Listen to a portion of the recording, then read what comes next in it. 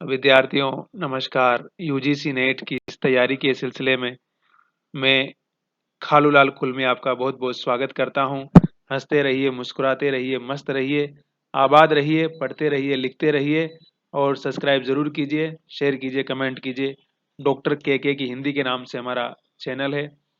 हमने बहुत सारे वीडियो आपके लिए बना करके अपलोड किए हैं। आपको जब भी समय मिलता है प्लीज वीडियो पूरा देखिए और लगातार देखिए, बार बार देखिए और अपनी फ्लुएंसी को बढ़ाइए, नॉलेज को बढ़ाइए। क्योंकि किसी भी चीज को अर्जित करने के लिए अनवरत और लगातार प्रयास करना जरूरी होता है और मुझे पूरा यकीन है कि आप वो कर रहे होंगे। सफलता कुछ ही समय में नहीं मिलती है। बड़ा लक्ष्य हासिल करने के लिए तपस्या, साधना भी लंबी करनी पड़ती है, बड़ी करनी पड़ती है। इस बात को समझने की आवश्यकता है, इस तथ्य को समझने की आवश्यकता है। हम कुछ ऑब्जेक्टिव जो क्वेश्चन आपके एग्जाम में आते रहते हैं उन पर हम बातचीत करेंगे और कोशिश करेंगे कि यह सिलसिला इस तरह से चले कि आप और विस्तार से समझ पाएं।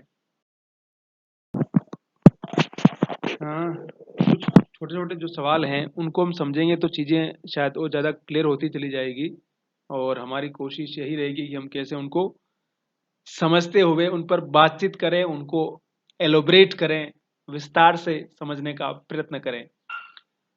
साहित्य का इतिहास जनता की चित्त वृत्ति का इतिहास है।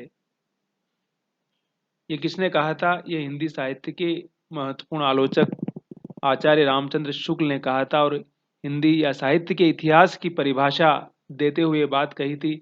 हिंदी साहित्य का जो इतिहास उनकी पुस्तक है उसके अंदर पहले या दूसरे पेज पर ही ये पंक्ति मिल जाएगी आपको और ये बहुत ही महत्वपूर्ण पंक्ति है।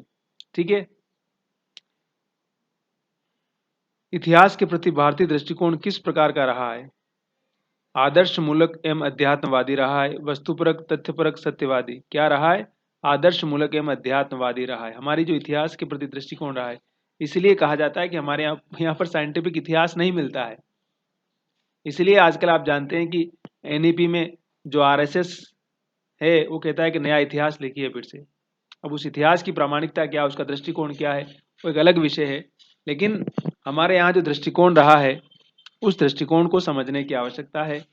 बाकी जो हमारे बादशाह है, सम्राट है, जो सरकार के कर्ता धर्ता हैं, वो लोग आजकल डिसाइड कर रहे हैं और मध्य वर्ग की जो स्थिति है उसकी जो दशा है आप उसको अच्छी तरह से जानते हैं। सरकारी विश्वविद्यालय, सरकारी कॉलेज, तमाम चीजें बंद हो रही है क्योंकि लोगों को उसकी जरूरत नहीं है। अब शायद समय इतना बदल चुका है। तो इससे भी हम समझ सकते हैं कि हमारे यहाँ पर इतिहास किस प्रकार का लिखा जाता रहा होगा और राजा महाराजाओं की प्रशंसा कितनी बढ़ा चढ़ाकर की गई होगी और उस इतिहास की प्रामाणिकता कितनी होगी। ठीक। हिंदी साहित्य की भूमिका किसकी किताब है? तो हजारी प्रसाद द्विवेदी जी की किताब है। हिंदी साहित्य के इतिहास लेखन की परंपरा का सूत्रपात किसने किया था? तो गारसा द तासी जो फ्रेंच विद्वान थे उन्होंने किया था। शुक्ल जी, जॉर्ज ग्रियर्सन, शिव सिंह सेंगर ये बाद के इतिहासकार है। मतलब शुरू किसने किया था? तो उसके लिए आप क्या लिखेंगे?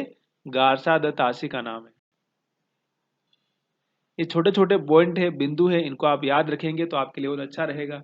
क्योंकि ऑब्जेक्टिव क्वेश्चन में तो छोटी सी गलती भी भारी पड़ जाती है और छोटी सी समझदारी भी आपको कहां से कहां पहुंचा सकती है। आचार्य रामचंद्र शुक्ल के इतिहास ग्रंथ का नाम क्या है? हिंदी साहित्य का इतिहास। 1929 में प्रकाशित हुआ था। इसका पहले नाम था हिंदी शब्द सागर की भूमिका के नाम से उन्होंने सब काम किया था, लेकिन बाद में उसको इस रूप में प्रकाशित किया था। ठीक। हिंदी साहित्य के सर्वप्रथम इतिहास ग्रंथ का रचना काल क्या है? तो 1839 है।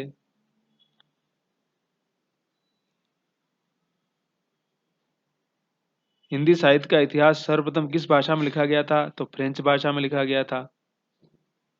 गारसा द तासी का हमने अभी आपको बताया भी था। उस इतिहास ग्रंथ का नाम बताइए जिसमें लगभग 5000 कवियों का विवरण है। उसका नाम क्या है? उसका नाम है मिश्र बंधु विनोद। ठीक। शिव सिंह सरोज नहीं, हिंदी साहित्य का अतीत भी नहीं, हिंदी साहित्य का इतिहास भी नहीं, जिसमें 5000 कवियों के बारे में विस्तार से लिखा गया, वो कौन सा है? मिश्र बंधु विनोद। समझ गए? क्या नाम है? मिश्र बंधु विनोद। हिंदी वीर काव्य के रचयिता कौन है? तो टीकम सिंह है। नागरी प्रचारणी सभा द्वारा प्रकाशित हिंदी साहित्य के वृहद इतिहास के कुल कितने खंड है? नागरी प्रचारणी जो सभा है, जिसने हिंदी के लिए बहुत ज्यादा काम किया था, जो बनारस के अंदर है, और जिसमें महावीर प्रसाद द्विवेदी ने और तमाम आचार्य शुक्ल ने भी उसमें बहुत सारा काम किया था, तो उसने जो इतिहास छपा था वो कितने 18 खंड में, कितना 18 खंड में है वो। नागरी प्रचारणी सभा काशी द्वारा प्रकाशित हिंदी साहित्य के वृहद इतिहास के 6वें खंड रीतिकाल का संपादन किसने किया था? तो नगेंद्र ने किया था। नगेंद्र रीतिकाल के विद्वान थे और दिल्ली विश्वविद्यालय में एचओडी रहे बहुत लंबे समय तक, और उस जमाने में उनका जलवा था। समझिए, जलवा मतलब समझ लीजिए कि उनकी कितनी चलती थी उस जमाने में। किसी को नौकरी में लगाना हो, कुछ भी करना हो, हिंदी विभाग के कर्ता धर्ता डॉक्टर नगेंद्र ही थे। कविता कुमुदी के रचयिता कौन है? तो उसके रचयिता हैं राम नरेश त्रिपाठी जी। हिंदी साहित्य का इतिहास दर्शन का किसने लिखा था? पुस्तक किसने लिखी थी? हिंदी साहित्य का इतिहास दर्शन तो किसने लिखी थी? वो विजेंद्र स्नातक, नामवर सिंह, विजय मोहन, नलिन विलोचन शर्मा। तो किसने लिखी है? नलिन विलोचन शर्मा जी ने लिखी है। बड़े नकेनवादी माने जाते हैं और कुछ बड़ा आलोचना में कुछ अलग तरह का काम किया उन्होंने। इनमें से कौन सी पुस्तक हजारी प्रसाद द्विवेदी की नहीं है? तो हिंदी साहित्य की भूमिका उनकी है, हिंदी साहित्य का आदिकाल उनकी है, हिंदी साहित्य उद्भव और विकास तीनों ही उनकी है, लेकिन कौन सी नहीं है उनकी? तो रीति काव्य की भूमिका किताब उनकी नहीं है। कौन सी किताब? रीति काव्य की भूमिका।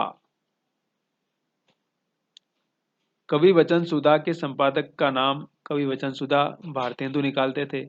आप जानते ही हैं भारतेंदु जी के बारे में अच्छी तरह से। आधुनिक नाटक के जनक, आधुनिक आलोचना के जनक, आधुनिकता के जनक, और कैसे औपनिवेशिक मानसिकता से निकल करके आधुनिक मानसिकता को अपनाया जाए, ब्रज भाषा से खड़ी बोली की तरफ राष्ट्रीय चेतना, राजभक्ति भी साथ में करना है और राष्ट्रभक्ति भी करना है। क्योंकि उस समय जब भारतेंदु थे उसमें वो दौर था कि अंग्रेजों का साम्राज्य था पूरे देश में, और वो खुद बनारस के रहने वाले थे, काफी संपन्न परिवार के थे, तो उनकी आर्थिक स्थिति अच्छी थी, तो उन्होंने लोगों की हेल्प करना, जो कुछ करना उन्होंने किया अपने स्तर पर, और रचनात्मकता के बड़े धनी इंसान थे, तो तमाम नाटकों की रचना की, अच्छा खासा अनुवाद किया। ब्रज, मैंने कहा ना कि ब्रज भाषा में भी लिखते थे, लेकिन ब्रज भाषा से वो खड़ी बोली की तरफ आते हैं। और नाटक के जैसी विधा, मैंने पहले भी बहुत सारे वीडियो में इस बात का जिक्र भी किया है कि नाटक के माध्यम से जनता के साथ संवाद करना बहुत आसान होता है। जैसे आजकल सोशल मीडिया आ गया हमारे पास ना, यूट्यूब है, फेसबुक है, ट्विटर है, इंस्टाग्राम है, तमाम तरह की जो चीजें हैं, उनसे आप किस प्रकार से तुरंत चंद सेकंडों में चीजों को रिफ्लेक्ट कर सकते हैं। तो हर युग की कुछ चीजें होती है, कुछ प्रासंगिकताएं होती है, कुछ भरोसे होते हैं, कुछ माध्यम होते हैं, जिन माध्यमों के माध्यम से हम बाकी युगों की जो वास्तविकता है, सच्चाई है, जो हकीकत है, उसको जानने और समझने का उपक्रम लगातार करते हैं। पंडित बालकृष्ण भट्ट किस पत्र के संपादक थे? तो भट्ट जी हिंदी प्रदीप के संपादक थे। हिंदी प्रदीप। ब्राह्मण, मर्यादा, सुधा, इनके नहीं, किसके थे? हिंदी प्रदीप। प्रजा हितैषी साप्ताहिक पत्र का प्रकाशन कहाँ से होता था? कानपुर, बरेली, उज्जैन, आगरा। तो इसका प्रकाशन होता था आगरा से। उदंत मार्तंड का प्रकाशन कहाँ से होता था? काशी, दिल्ली, इंदौर, कलकत्ता। तो इसका प्रकाशन कलकत्ता से होता था। ब्राह्मण पत्र के संपादक कौन थे? प्रताप नारायण मिश्र, गणेश शंकर विद्यार्थी, महावीर प्रसाद द्विवेदी, बालकृष्ण भट्ट। तो इसके संपादक थे प्रताप नारायण मिश्र।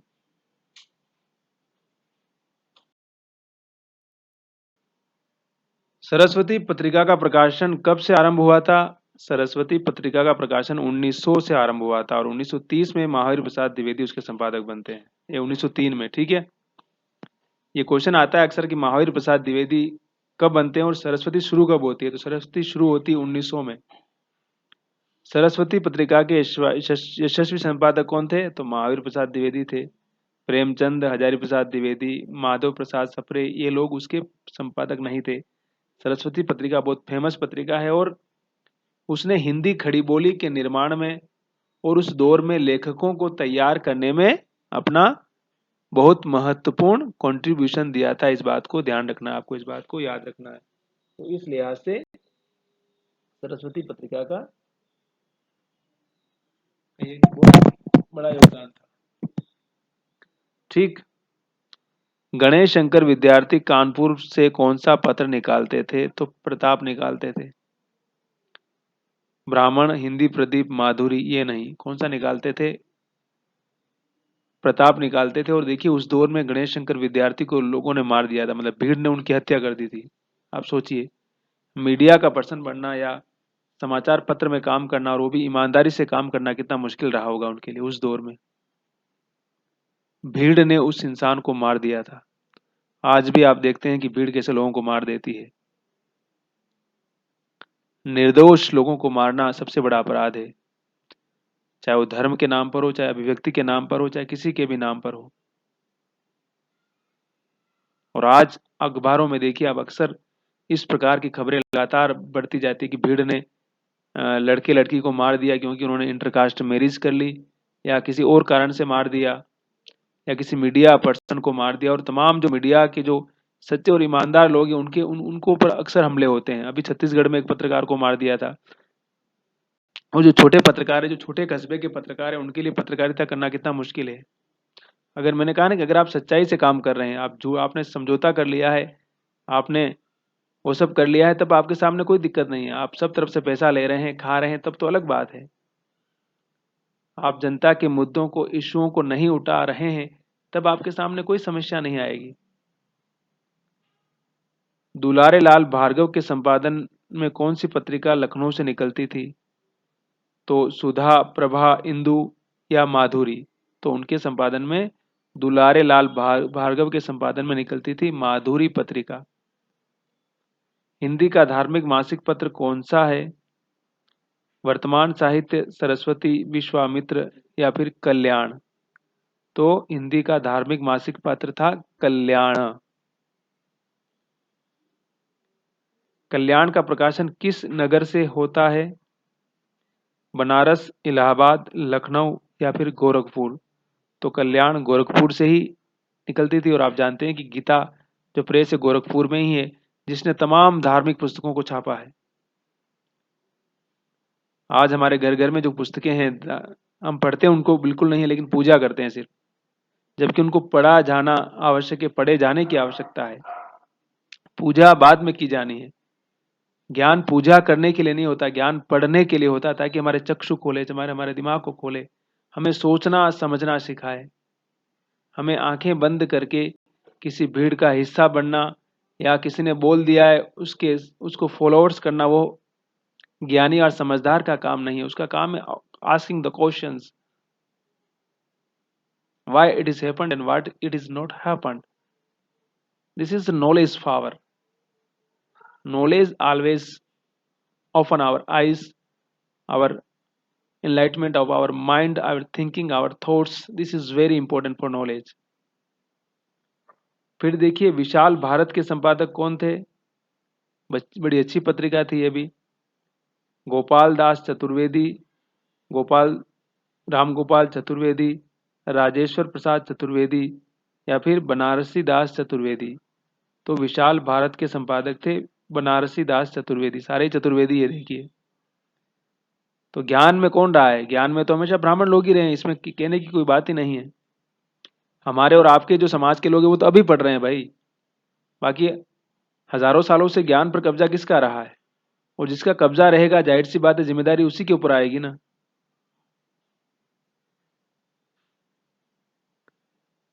मैं किसी खास जाति पर आक्षेप नहीं लगा रहा हूँ, किसी पर कोई आरोप नहीं कर रहा हूँ, लेकिन जो फैक्ट है उसको बता रहा हूँ। और अगर हम सच्चाई को समझ लेंगे तो शायद हमारे अंदर भी ये चीज पैदा होगी कि हम इस सच्चाई को समझे, जाने। किसी के भी विरोध में कुछ भी नहीं हो रहा है। जो सच्चाई है उसको समझने की आवश्यकता है। न ब्राह्मण दलित के पक्ष में है, न विरोध में है, न दलित ब्राह्मण के विरोध में है। बस सब लोगों को समझने की आवश्यकता है कि आखिर समाज में डिस्क्रिमिनेशन जो है, भेदभाव है, उसका कारण क्या है, उसको समझने की आवश्यकता है। अगर हम उस छोटी सी बात को समझ जाएंगे तो शायद बहुत सारी समस्याएं हमारी समझदारी के साथ ही हल हो सकती है, हल हो जाएगी। और अगर उन सारी समस्याओं को हम नहीं समझ पाएंगे तो समझिए कि वो समस्याएं हमारे चाहते और न चाहते हुए भी बढ़ती चली जाएगी। ठीक है। तो विशाल भारत के संपादक कौन थे? बनारसी दास चतुर्वेदी जी। विशाल भारत में किस रचनाकार के साहित्य को घासलेटी साहित्य कहा जाता था? उग्र जी, पांडे, बच्चन, शर्मा। उग्र जो थे उनका साहित्य कहते थे उनको कि घासलेटी साहित्य, यानी कि मतलब कुछ नहीं, बकवास टाइप साहित्य है। घासलेट बोलते हैं हमारी देसी भाषा में केरोसिन को, जिसको हम लोग बोलते हैं मिट्टी का तेल। अब तो उसकी जरूरत नहीं है, पहले बहुत उसका यूज होता था। अब तो हमारे घरों में लाइटें सब कुछ आ चुकी है। लेकिन जो हमारे पिताजी का जमाना था उसमें घासलेट उस केरोसिन से ही घर में दिया जलता था, रोशनी होती थी, बहुत धुआं देता था वो। हमने भी देखा है उसको। लेकिन अब तो बाजार से या अर्थव्यवस्था से बाहर हो चुका है। इनमें से निराला ने किस पत्रिका का संपादन किया था? तो निराला ने माधुरी, चांद, इंदु या सुधा? निराला ने सुधा पत्रिका का संपादन किया था। इसका सुधा पत्रिका का। आगरा से निकलने वाले साहित्य संदेश के संपादक कौन थे? तो रामविलास शर्मा, अज्ञे रांगे राघव या बाबू गुलाब राय? रामविलास शर्मा भी आगरा में ही रहते थे। एक सरकारी कॉलेज में उसमें अंग्रेजी के प्रोफेसर हुआ करते थे रामविलास जी। तो इस साहित्य संदेश का संपादक कौन थे? बाबू गुलाब राय थे। ठीक है। आचार्य महावीर प्रसाद द्विवेदी ने सरस्वती पत्रिका का संपादन, मैंने कहा ने कब संभाला था उन्होंने? तो 1903 में संभाला था। 1901, 1900, 1904, 5, लेकिन उन्होंने 1903 में सरस्वती पत्रिका का संपादन संभाला था। इस बात को याद रखिए, ये बहुत इंपॉर्टेंट क्वेश्चन है और बार बार पूछा जाता है परीक्षाओं में। और वैसे भी एक महत्वपूर्ण संपादक होने के नाते उनके उनके संपादक का समय कब शुरू होता है इसका हमें पता होना ही चाहिए। और 1920 तक लगातार उन्होंने 17 वर्ष तक इसका संपादन किया था।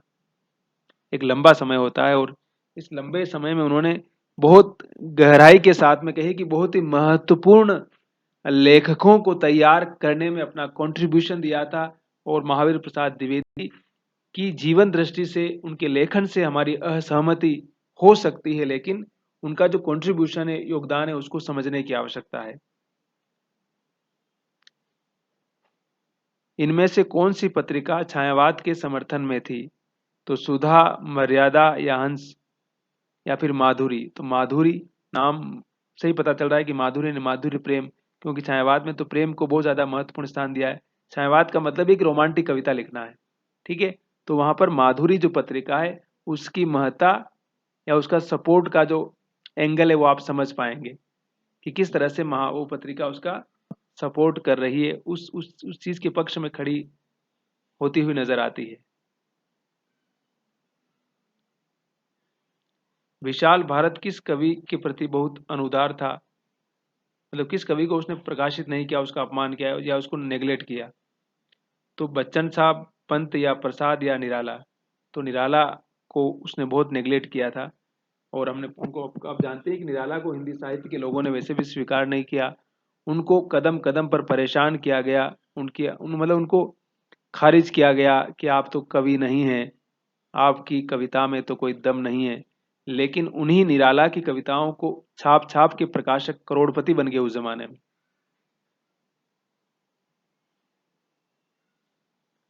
तो यह समय का अंतर्विरोध है, यह समय का विरोधाभास देख सकते हैं।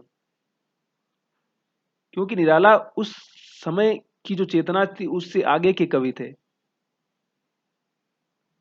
इसलिए विद्रोह करना, सवाल करना उनका जो कवि का काम होता है, जो सहजता होती है, वो निराला के अंदर थी। हिंदी भाषा का संस्कार एवं परिमार्जन किस पत्रिका के माध्यम से हुआ? तो हमने बताया ना कि हिंदी का निर्माण कैसे होता है। माधुरी, हंस, इंदु या फिर सरस्वती? हमने कहा ना कि सरस्वती ने इस क्षेत्र में बहुत ही महत्वपूर्ण भूमिका निभाई। इसलिए सरस्वती पत्रिका का योगदान कई दृष्टियों से महत्वपूर्ण है। तो उन सारी दृष्टियों को समझने की आवश्यकता है। उस समय के तमाम कुछ दलित लेखक थे, उनको भी छापा, स्त्रियों को भी छापा, तमाम लोगों को छापा उन्होंने, ये भी देखिए।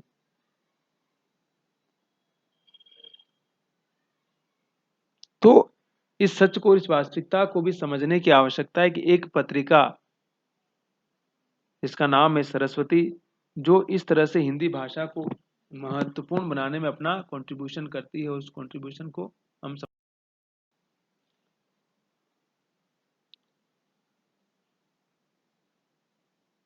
और भारतेंदु युग की पत्रिका कौन सी थी?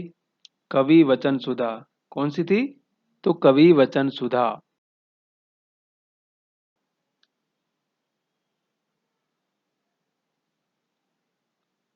इनमें से महात्मा गांधी के संपादन में निकलने वाला पत्र देश, कर्मवीर, आज, हिंदी नवजीवन।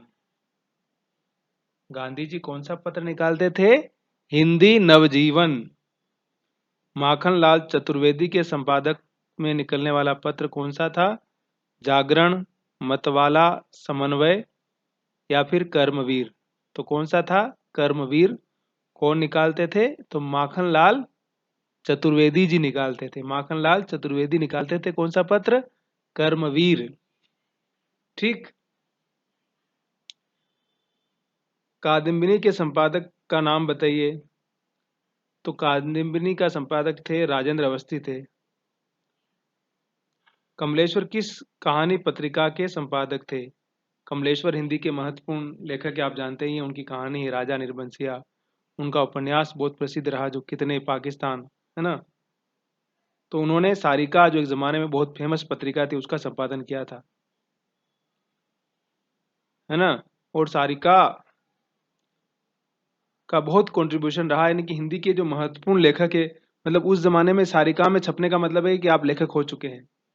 मतलब इतना उसका एक प्रमो था, या उसका इतना महत्व था। तो सारिका मुंबई से निकलती थी और बहुत ही महत्वपूर्ण पत्रिका थी अपने जमाने की। डॉक्टर धर्मवीर भारती किस साप्ताहिक के संपादक थे? तो धर्मवीर भारती आप जानते ही हैं, गुनाहों का देवता वाले। उन वो धर्मयुग एक निकलता था पत्र, साप्ताहिक था, उसका संपादन करते थे वो, धर्मयुग का। धर्मवीर भारती और धर्मयुग, आपको याद रखना भी आसान हो जाएगा। फिर राजकमल प्रकाशन की कौन सी पत्रिका नामवर सिंह के संपादन में प्रकाशित हो रही थी? राजकमल प्रकाशन जो जानते ही नई दिल्ली में है, उसकी अभी भी, मतलब अभी तो बहुत ज़्यादा अच्छा हो गया है वो, बहुत ही खूबसूरत की पुस्तकें छापता है वो।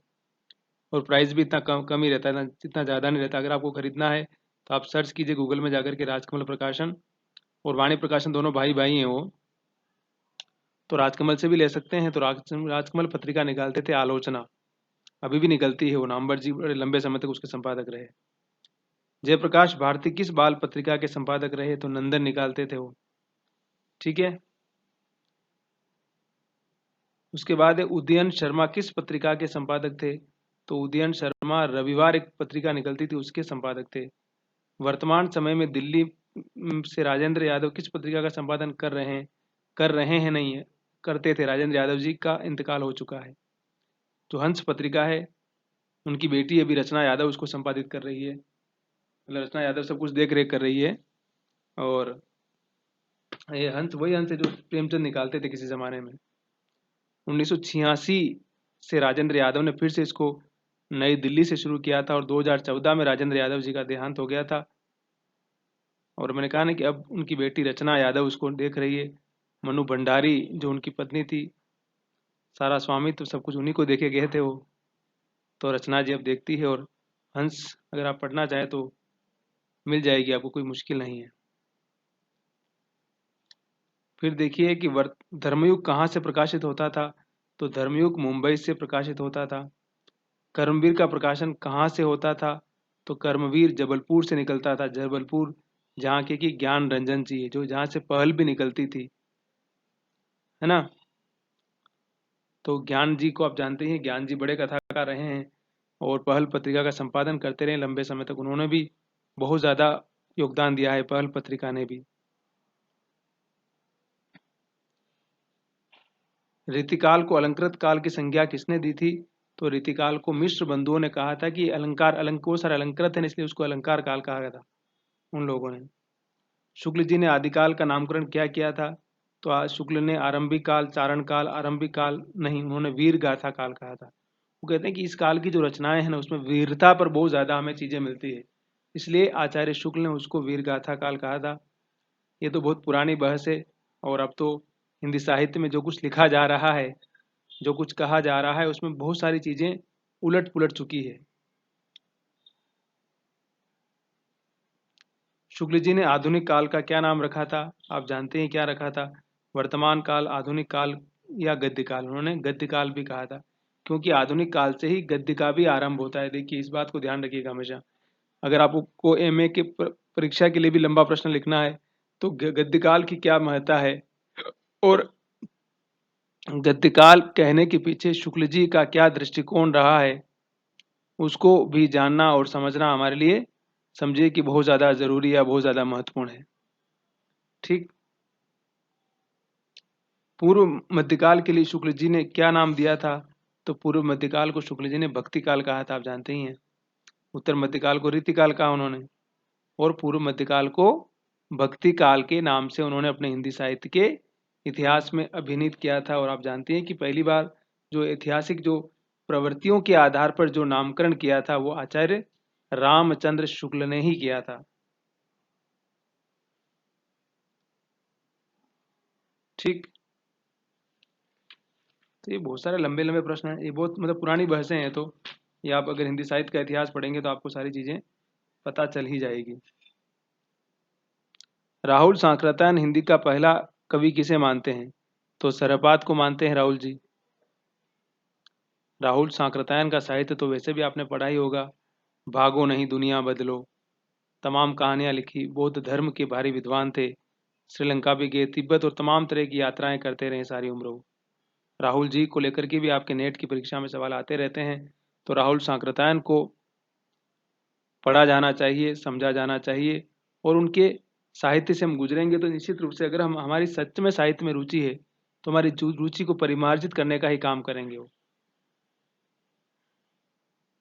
बाकी अगर हमें रट के एग्जाम पास करना है और नौकरी प्राप्त करके एक कंफर्ट जोन में जीना है, तो वो अलग बात है। और सरपा का समय राहुल जी के अनुसार क्या है? तो 7वीं शताब्दी का समय मानते हैं वो। और हिंदी का पहला अपभ्रंश, पहला ग्रंथ कौन सा है? तो श्रावकाचार को माना गया है। श्रावकाचार की रचयिता कौन है? तो देवसेन है। श्रावकाचार की रचना कब हुई थी? तो 1900 ईस्वी में हुई थी। 900 ईस्वी में, नॉट ओनली 1900, सॉरी, 900 ईस्वी में हुई थी उसकी रचना। 900 कब हुई थी श्रावकाचार्य की रचना? ये जैन धर्म का ग्रंथ है, ध्यान रखिए। जगनिक द्वारा रचित वीर रस प्रधान ग्रंथ का क्या नाम है? तो परमाल रासो है। जगनिक ने परमाल रासो की रचना की थी। आला खंड किस रचना का लोकप्रिय नाम है? तो परमाल रासो का नाम है आला खंड। देखिए, आला उत्तरा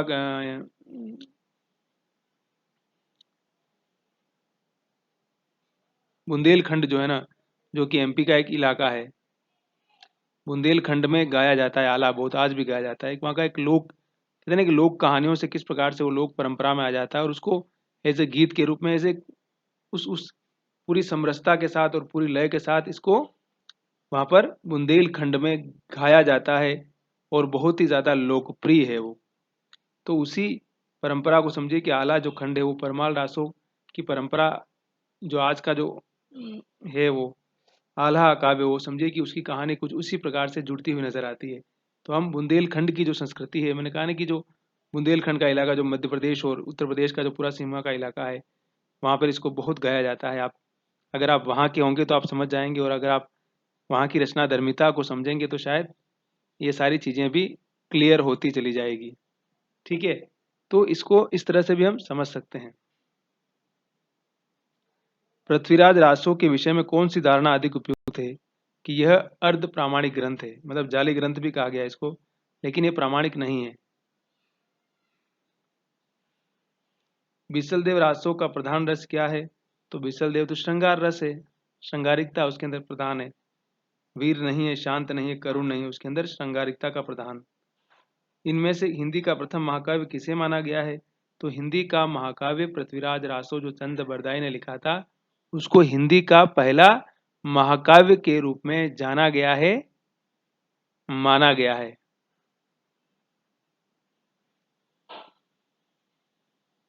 पृथ्वीराज रासो में कितने सर्ग है? तो 69।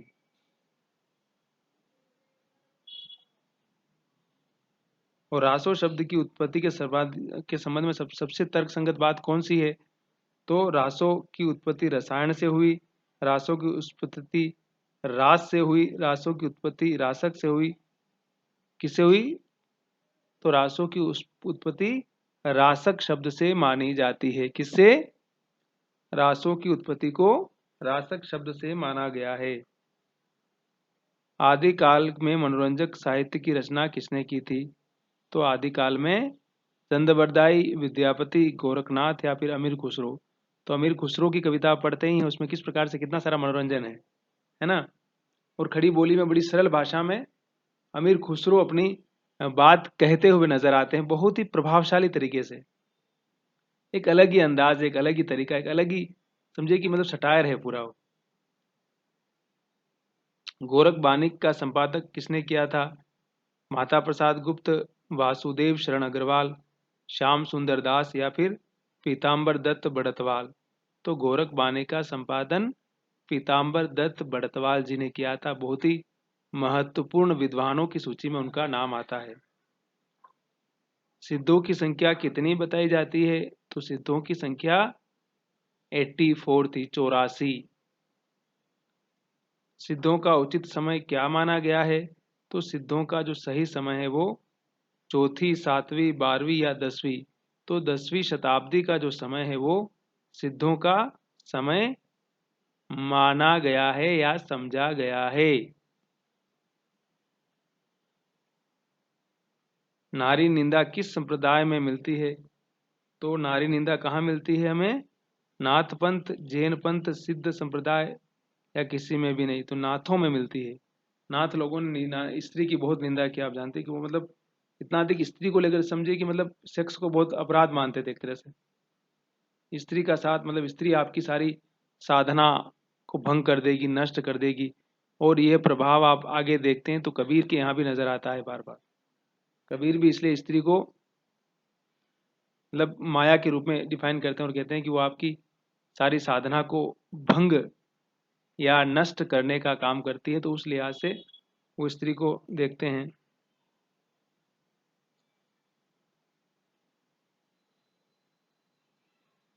वर्ण रत्नाकर की रचयिता कौन है? तो वर्ण रचनाकर ज्योतिश्वर ठाकुर ने लिखा था। अपभ्रंश एवं राजस्थानी भाषा के योग से बनी भाषा को हम क्या कहते हैं? डिंगल, पिंगल, अवध, देश भाषा। तो अपभ्रंश और राजस्थानी से मिली भाषा को हम कहते हैं डिंगल। और अपभ्रंश और ब्रज जब मिलेगी तो उसको हम बोलेंगे पिंगल। ये कंफ्यूजन में मत रहिएगा, है ना। वो राजस्थानी मतलब भाषा वही है, लेकिन उसका नामकरण उस जमाने में पड़ गया था। तो अपभ्रंश और पुरानी, जिसको राजस्थानी या पुरानी राजस्थानी भी कहा जाता है, कि योग से जो भाषा बनती है उसको हम डिंगल भाषा के रूप में कहते हैं। मैंने पहले कई वीडियो में भी इसका जिक्र किया है। तो इस ये कई बार एग्जाम में पूछा जाता है और ये मतलब एक सूत्र की तरह है ये, कि अपभ्रंश और पुरानी जो राजस्थानी अगर मिलती है तो उसको हम डिंगल भाषा के रूप में जानते हैं या उसको समझते हैं। तो जब भी हमारे सामने इन सब चीज़ों का जिक्र आता है तब हमें उसको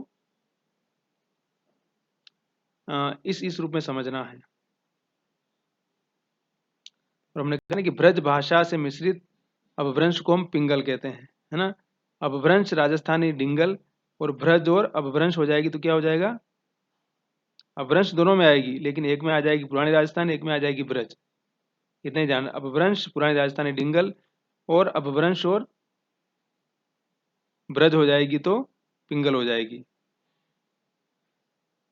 विद्यापति ने अपनी पदावली या रचना किसमें की थी? तो विद्यापति मैथिली कोकिल के रूप में जानते, मैथिली भाषा के महत्वपूर्ण कवि है। तो उनकी जाहिर सी बात है कि मैथिली में होगी। मिथिला बिहार का एक क्षेत्र है जो बंगाल के करीब लगता है और वहाँ बंगाली संस्कृति और उन सारी चीज़ों का प्रभाव है। लेकिन मिथिला का अपना एक इलाका, और कहते हैं ना सीता जी मिथिला की ही थी। और मिथिला के ब्राह्मण तो आप जानते हैं कि सब कुछ खाते, मांस तो उनका प्रमुख खाद्य है। दक्षिण भारत के तमाम ब्राह्मण खाते हैं, हमारे यहाँ के ब्राह्मण नहीं खाते हैं। अब ये सच क्या है झूठ क्या है हमें नहीं पता है, लेकिन यहाँ तो नॉनवेज फुल चलता है, मत पूछिए आप, उसके बगैर तो काम होता ही नहीं है।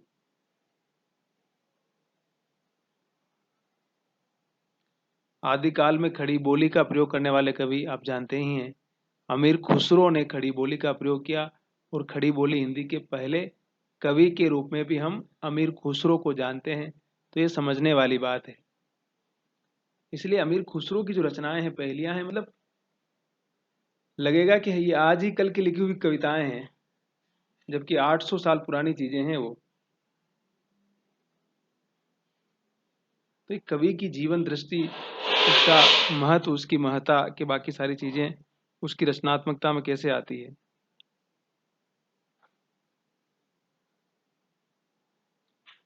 खालिक बारी किसने लिखी थी? तो खालिक बारी भी अमीर खुसरो की ही रचना है। भविष्यत कहा धनपाल की लिखी हुई आप जानते ही हैं, है ना। तो इस तरह से अगर हम समझेंगे तो जो हिंदी जो पूरी परंपरा है उसके तमाम आयामों को समझ सकते हैं, और कैसे इस पूरी परंपरा में, इस पूरी दृष्टि में बाकी सारी चीज़ें किस तरह से प्रभावित होती है, और छोटे सवाल आपके लिए कितने इंपॉर्टेंस हो सकते हैं, उनकी महत्ता क्या हो सकती है, उसको भी हम समझ सकते हैं, है ना। जलहण, जलहण कौन था? तो जलहण चंद्र बरदाई का पुत्र था, है ना। और कहा जाता है कि चंद्र बरदाई जब मर जाता है तो पृथ्वीराज रासो का जो बाकी जो ग्रंथ अंश था उसी ने पूरा किया था, ऐसा कहा जाता है।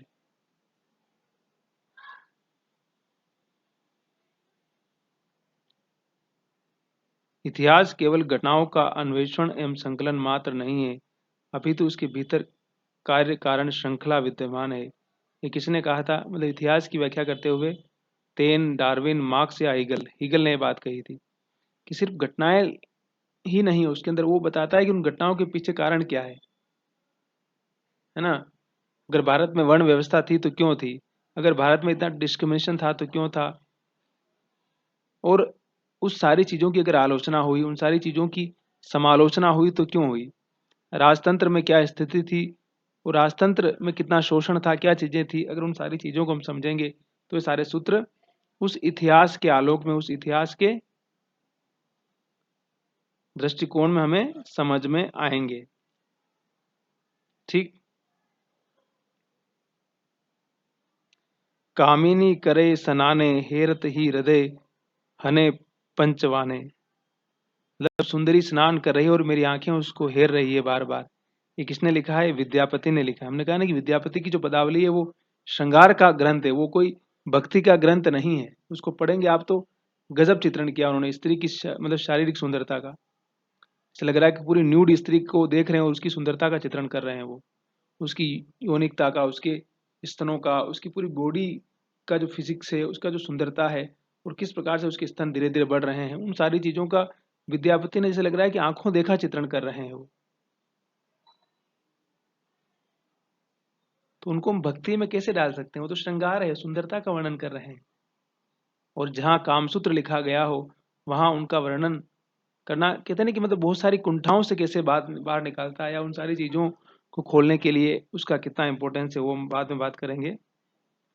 और विद्यापति किस मत को मानने वाले थे? तो विद्यापति शिव के भक्त थे, शिव थे वो भी, है ना। वैष्णव, सूफी, शाक्त निश्चय थे वो। और विद्यापति राजा शिव सिंह जो राजा थे उनके दरबारी कवि थे। और आपको मैंने पहले भी बताया कि उस दौर के तमाम जो बड़े कवि हैं, आमतौर पर कहा जाता है कि वो किसी न किसी राज दरबार में थे और राजा की सेवा कर रहे थे, या उसके आश्रय में, उसकी सुख सुविधाओं में ही उनका सारा कारोबार चल रहा था। तो इस सत्य को भी समझना, इसको भी जानना बहुत जरूरी हो जाता है। हमने कहा ना कि जो कारण कार्य संबंध की जब बात करते हैं तो बहुत सारी चीजें हमें क्लियर हो जाती है। ठीक। तो आज के लिए इतना ही, और हम मिलते हैं अगले वीडियो में। वीडियो पूरा देखिए, लाइक, सब्सक्राइब, शेयर कीजिए, और गिव अप नहीं करना है।